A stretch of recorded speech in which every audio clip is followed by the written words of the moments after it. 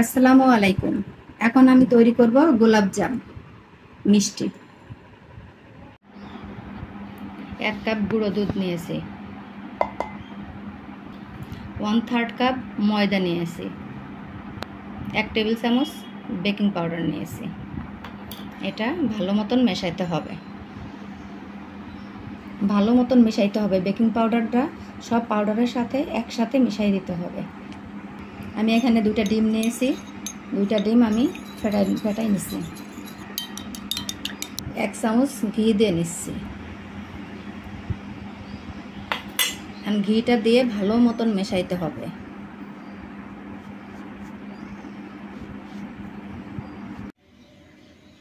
সব উপকরণগুলো ভালো মতন আমি মিশিয়ে নিয়েছি।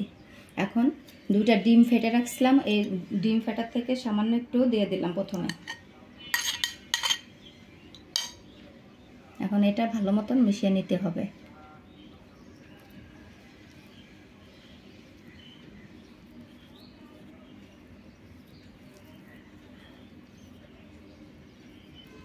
এখন বাকি ডিমটুকু দিয়ে দিব।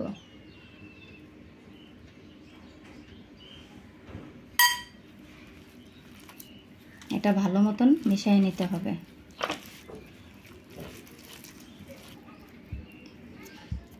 এইভাবে আমি 10 মিনিট রেখে দিব। আমি এখন চিনির শিরা তৈরি করব। মেজারমেন্ট কাপের 1 কাপ চিনি দিয়েছি এবং আরও হাফ কাপ চিনি দিয়েছি, মোট 1.5 কাপ চিনি দিয়েছি। পানি লাগবে 3 কাপের একটু বেশি, 3.5 কাপ।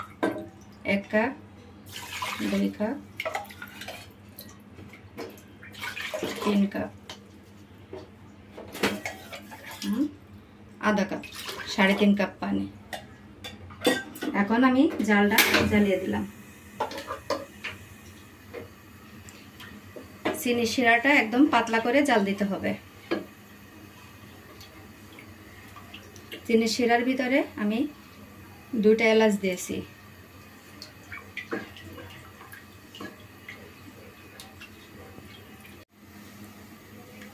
সম্পূর্ণ চিনিটা গলে গেছে। গলে যাওয়ার পরে এখন একবার আমি একটু উতলিয়ে নিব। পানিটা উতলিয়ে নিয়ে নামাই রেখে ঢেকে দিয়ে রাখবো। শিরাটা পাতলা রাখতে হবে।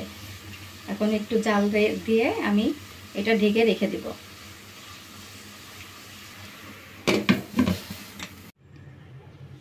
দেখুন, প্রথম এটা নরম ছিল, এখন সুন্দর মতন ঠিক মতন হয়ে গেছে, শক্ত শক্ত হয়ে গেছে। 10 মিনিট রেখে দিয়েছিলাম, রেখে দেওয়ার পরে সুন্দর মতন সেট হয়ে গেছে। এখন আমি এটা গোল, অনেকে আছে গোল সাইজও করতে পারবেন, লম্বা সাইজও করতে পারবেন, যেটা যার মতন যেভাবে ইচ্ছা সেভাবে আপনারা বানিয়ে নেবেন।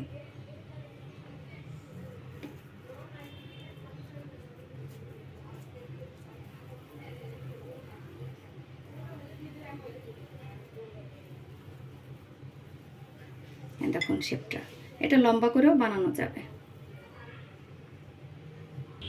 মিষ্টিগুলো বানিয়ে নিলাম, এখন আমি এগুলো তেলে ভেজে নিব। আমি কিছুক্ষণ তেল নিয়ে হালকা গরম করে এগুলো ভেজে নেওয়া লাগবে। বেশি গরম তেলের ভিতরে দেওয়া যাবে না, একদম হালকা গরম। বেশি গরমের ভিতরে দিলে মিষ্টিটা নষ্ট হয়ে যাবে। আর জালটাও হালকা রাখতে হবে।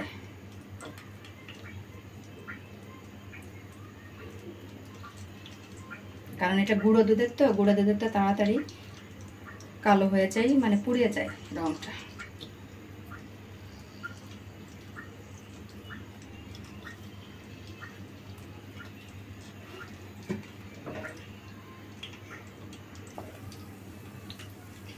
এটা অনেকক্ষণ সময় নিয়ে ভাজতে হবে।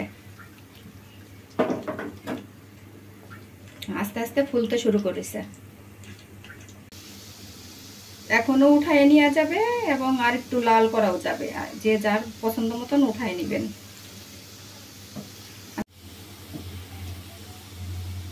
এইরকম হলে এখন আস্তে আস্তে আমি এটা উঠাই রাখবো। উঠাইয়ে চিনি শিরার ভিতরে দিয়ে দিব।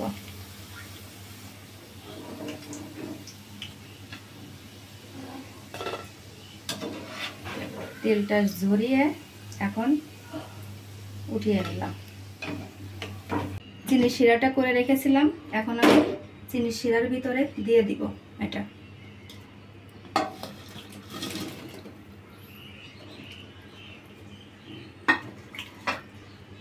এখন চুলাটা ধরিয়ে দিব।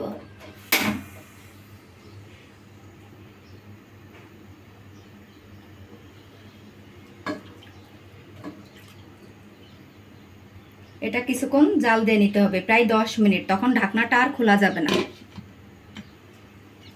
মিষ্টিটা দ্বিগুণ হয়ে গেছে ফুলে।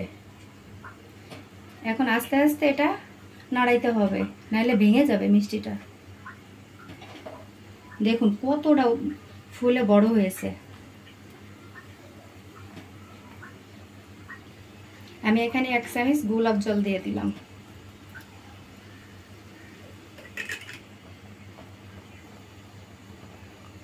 এখন আমি চুলার জালটা বন্ধ করে দিব। বন্ধ করে দিয়ে এইভাবে আমি ঢেকে রেখে দিব।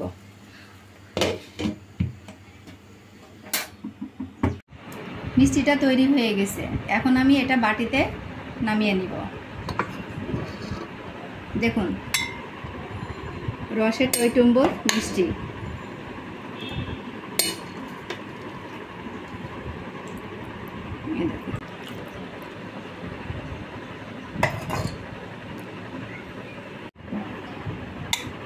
দেখুন মিষ্টিটা যে কত পারফেক্ট হয়েছে আপনাদেরকে দেখিয়ে দিই। এই দেখুন ভিতরে কি পরিমাণ রস দিয়েছে, এই দেখুন, দেখছেন? এই দেখেন একদম তুলতুলে নরম হয়েছে মিষ্টিটা। আপনাদেরকে কেটে দেখাই।